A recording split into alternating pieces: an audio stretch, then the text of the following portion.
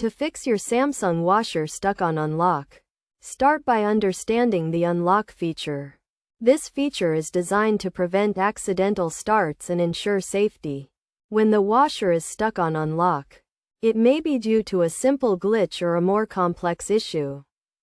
First, try unplugging the washer from the power outlet and waiting for 30 seconds.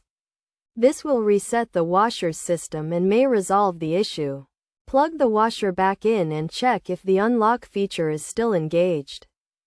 If the issue persists, check the child lock feature. Samsung washers often have a child lock that can be accidentally enabled, causing the unlock feature to be stuck. Check your user manual to locate the child lock button, usually found on the control panel. Press and hold the child lock button for 3 seconds to disable it. Next, inspect the door latch and striker.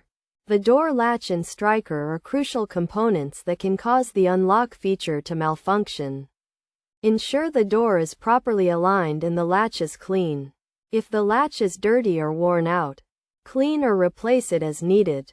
If none of the above steps resolve the issue, it may be due to a faulty door lock assembly or a control board problem.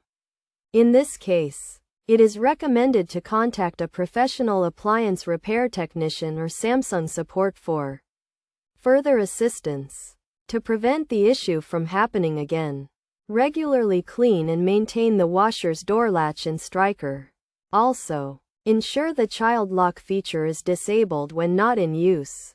By following these steps and best practices, you should be able to fix your Samsung washer stuck on unlock and enjoy uninterrupted laundry cycles.